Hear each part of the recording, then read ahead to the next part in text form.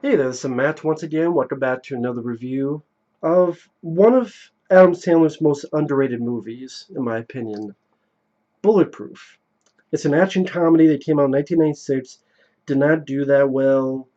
Yeah, critics hated it, but they hate most of Adam Sandler's movies. But even box office, like these films did better, and these came out before this. Then after this, he did The Wedding Singer, The Waterboy, Big Daddy. So this has been pretty much the forgotten Adam Sandler movie. Which is too bad because I think it's one of his best ones. It would easily be in my top 10 Adam Sandler movies. It was nice to see him do an R-rated movie because he rarely does that. I mean, I think That's My Boy's R-rated. Some of his dramatic work is R-rated. But it was nice to see him in an action movie, action buddy cop movie, and an R-rated film. That's not his typical zone. And I wish he did more movies like this. I really do. I think he did something called The Do-Over on Netflix with David Spade. I guarantee it's not as good as this. Maybe it'd be okay. But in his prime, would have been nice to see him do more movies like this. The reason the movie works, it's well directed by Ernest Dickerson. He did Surviving the Game and Tales from the Crypt Demon Knight. And he made a good looking film, goes at a very fast pace. It's an hour and 24, hour and 25 minutes. Without the end credits, it's like an hour and 19 minutes. It's a very short film. I think these two work very well together. They have a nice back and forth. You believe that they were sincere friends. Then this thing happens. And the movie is sort of the journey of these guys reestablishing their friendship. And maybe take a little bit from Midnight Run, like a little bit the Robert De Niro movie. And yeah, the action scenes are not in the style of Bad Boys. I think of that because that came out in 1995, and this is 96, so a year after that. So again, it's not Bad Boy style or Lethal Weapon style of action sequences, but they're fairly decent. It's R-rated, practical blood squibs, and you get some nasty violence. People getting they get shot in the eye or bullet hole in the head, getting practical blood squibs. I think their chemistry worked very well together. At the beginning, when they're crooks and they're stealing cars and they're chased by cops, I think the music in this is pretty good. You have the score by Elmer Bernstein. I think even the songs work well for the film. I forgot the song, but I remember it starts off bum bum bum bum bum bum bum bum bum bum when it shows the landscape and it goes to the car that Adam Sandler was drunk in. It's like this music bum bum bum bum bum bum bum bum bum bum bum. Like even pieces like that, or even when they're at the beginning when they're doing this car chase and the music that is the score that's happening there, it fits the film very well. And I think the comedy works. There's many chuckles I got out of it. You know how this is a porno film from the 70s because the guy's dick has sideburns. That's a joke I stole from this movie, and it's a funny joke because he's watching porn and Damon Wayans trying to talk to his girl. It's like, hey, you tell us it's 70s porn. The guy's dick has sideburns.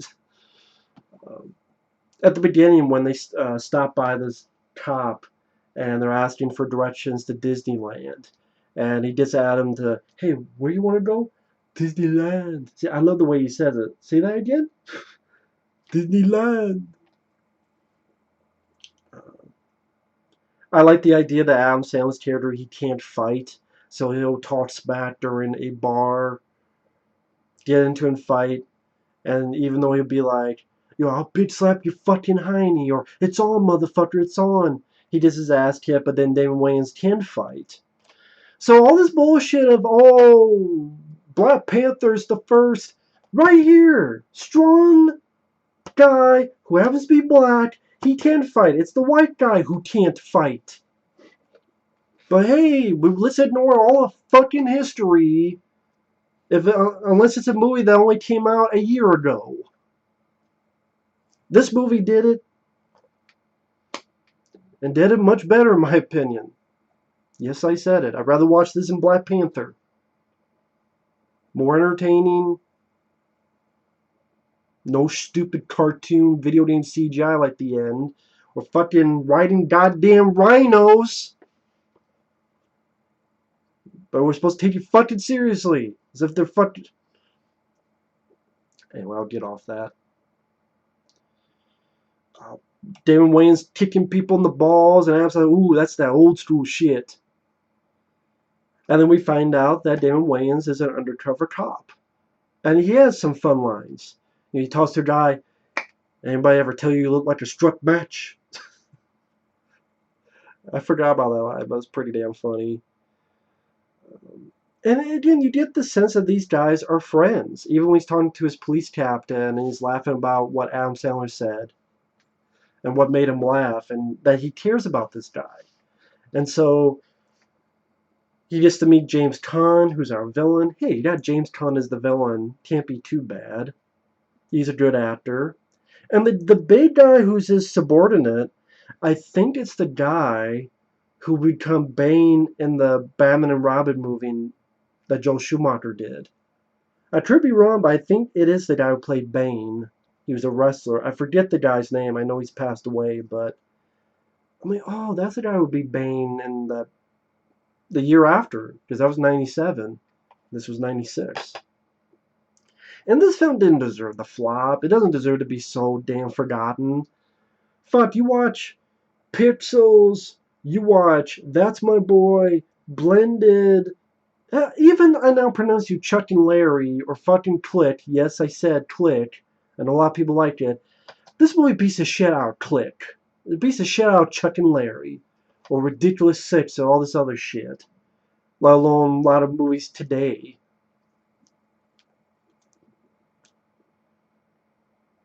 But I digress. They get into a shootout. Adam Sandler finds out Wayans is undercover. Cops come in. Sandler's pissed. He tries to shoot this dog. And Damon Wayans like, no, you love animals. Get out, you stupid, ugly dog. And he's got the gun on him, but he's not going to shoot him. But unfortunately, this big hook hits him, and he accidentally shoots Damon Wayans in the head. And wow, good piece of filmmaking.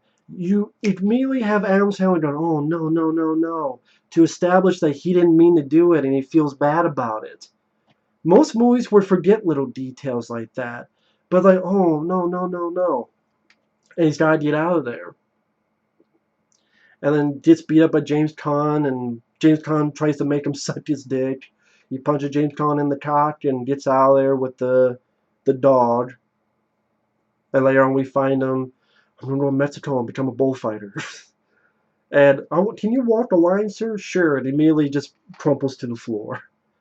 On the flip side, Damon Wayans, he survives a gunshot wound. He gets rehabilitated and gets back on the force. Adam Sandler is caught by the cops, wants Damon Wayans to take him in. And, of course, you have a lot of friction, which makes sense. Because one guy's like, you fucked me over, you pretend to be my friend for a year. The other, you shot a damn bullet in my head. And snipers pop up, practical bullet squibs, they get on a plane. And even the plane sequence is pretty damn well shot. For a movie that no one remembers, compare this to shit you see in Skyscraper with The Rock and all the CGI they use. You have actual shots of an airplane and it going down. Mayday, Mayday. Was this a Kirk Douglas movie? Mayday.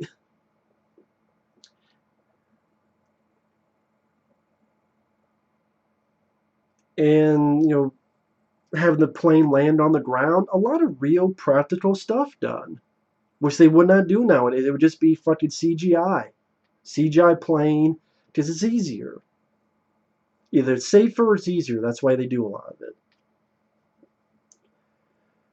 And then it turns into a little bit like Midnight Run with Robert De Niro, which I like that movie. That's a good movie.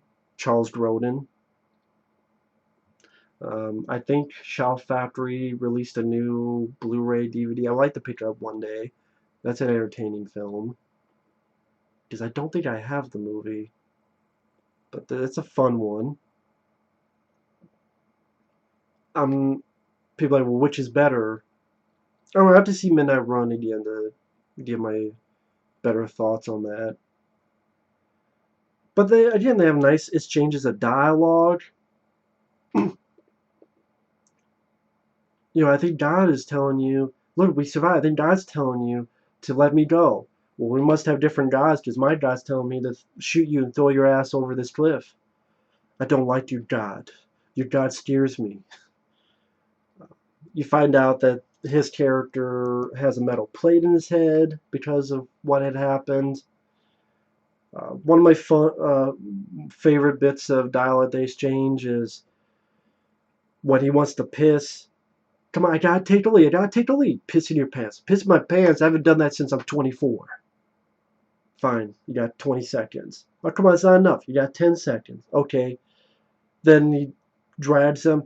I got piss on me. That was a big mistake making me piss my pants. Because when you go to sleep, go piss all over you. I'll get other people to piss on you. Cows, pigs. I'll get a whole fucking. He didn't say fucking, but I'll get a whole farm to piss on you. That's pretty damn funny. Again, it's a different role that Adam Sandler plays. People say he plays the same role. This is a very different role that he's played before or since. But people shit on it, so that's probably why he doesn't make movies like this anymore, which sucks. I thought it was I don't get the hate this film gets. I really don't. I would love someone to explain it to me. It's boring. I know one guy on Facebook said it was boring. I wholeheartedly disagree. It's it's an hour and 19 minutes if you take out the end credits. It's not that long of a movie.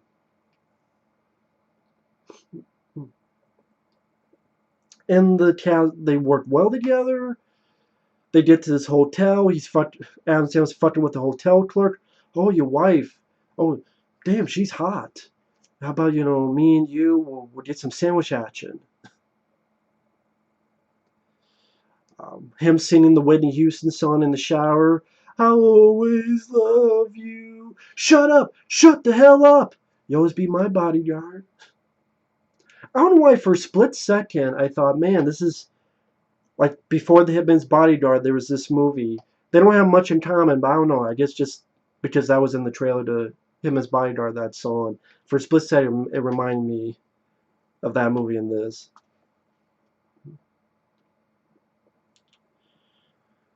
A fun bit of it's not PC, but I thought it was funny when he tries to escape naked and Damon Wayans puts the gun on his ass and the hotel clerk is outside and he misconstrues the situation because Adam sounds like, please take that out of my ass.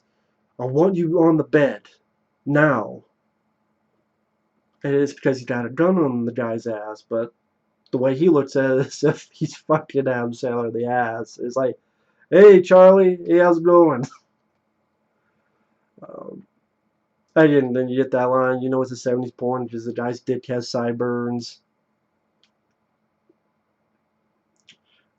You have a shootout at a hotel. Again, the shootouts and car chases, they're not the caliber of Michael Bay.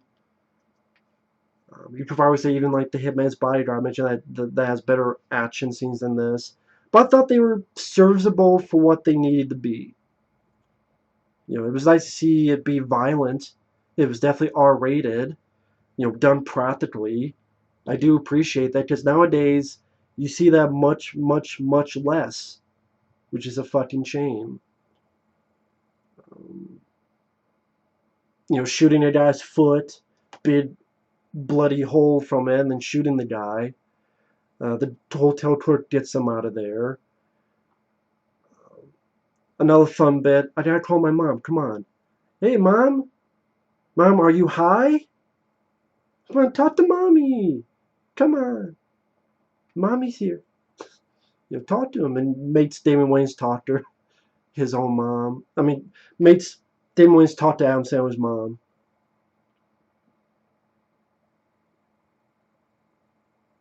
And there's also some good moments of their friendship. Like there's the FBI guys where they find out are bullshit and they get a fight, and Adam says like you're a liar, all that shit. Who knows what you told me was true. That probably thing you said about your dad is fake as well. And Damon Wayans goes, "Hey, my father really did die with a needle in his arm. I wasn't making that up. You're the only person I told about that." And again, they have some sweet moments. He gets a call from James Caan that his, Damon Wayans' girlfriend is hostage. He gets Adam Sandler out of jail. I love Adam Sandler's reaction. You can't stop fucking me over, can you? But it's like, I'm not going to give you up. I just need your help. They go in, shoots a guy in the eyeball, gross, right in the fucking eyeball. You have a kitchen shootout with practical blood squibs. Damon Wayans fights the big guy, uses steel plate, shoots the guy like 7, 8 times. I forgot how violent this movie was, and I appreciate that. Lady's a turncoat. I love Adam Sandler. Oh, she's lying out of her devil ass. Even certain directing choices I like from Ernest Dickerson. For example, when James Caan shoots at Adam Sandler, there's like a zoom effect, and Adam Sandler ducks, and then when he shoots, there's like a zoom, and then boom, right in James Caan's head. That's what you get for trying to make me suck your dick.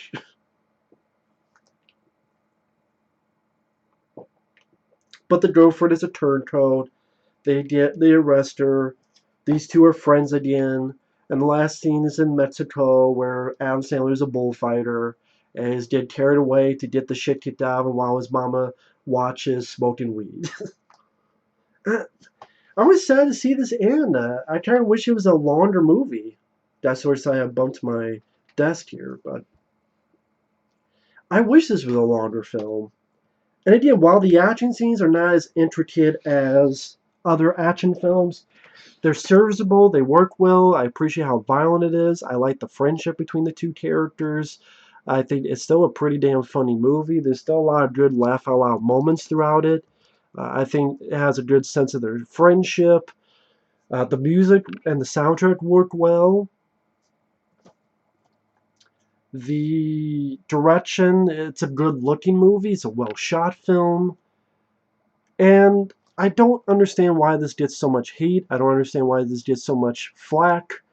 It's easily my top 10, maybe even my top 5 favorite Adam Sandler films the more I think about it. I know Happy Gilmore's up there, maybe Billy Madison, so I'm not sure what the other two would be. Airheads would be up there, so I'm not sure what the other one would be, but this probably would be in my top 5 after watching this again. Really enjoyed Bulletproof. Definitely an underrated film.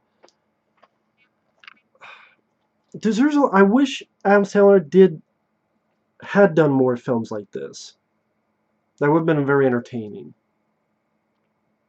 And definitely one of Damon Wayans' better roles. I mean, yeah, I would put The Last Boy Scout above this because that really went home on the action and the dialogue. And, I love The Last Boy Scout. I reviewed that long ago. I'm a sucker for The Last Boy Scout. But, that's a good 1-2 punch. Last Boy Scout in this movie, but Damon Wayans then didn't do much movies after that. I mean, he did Marcy X, which was fucking horrible. And then he disappeared until he did that fucking Lethal Weapon TV show. This kissed the shit out of that Lethal Weapon TV show, and I don't even need to fucking watch it to know it. I'm psychic. But yeah, Bulletproof. If you haven't seen the film in a while, I would say give it another look. If you don't like it, teach their own. We just agree to disagree. But if you haven't seen it forever, give the film a look. I think there would be at least some, maybe not all, but some people that would be surprised. Like, this film isn't that bad. It's not that bad. And if you hate it, it's only an hour and 19 minutes of your time. So, thanks for watching. Take care. Sorry, it's a little bit longer than the other Adam Sandler reviews, but felt the need to defend this. It deserves a little bit defending. But thanks for watching. Take care, and we'll see you guys later. Bye-bye.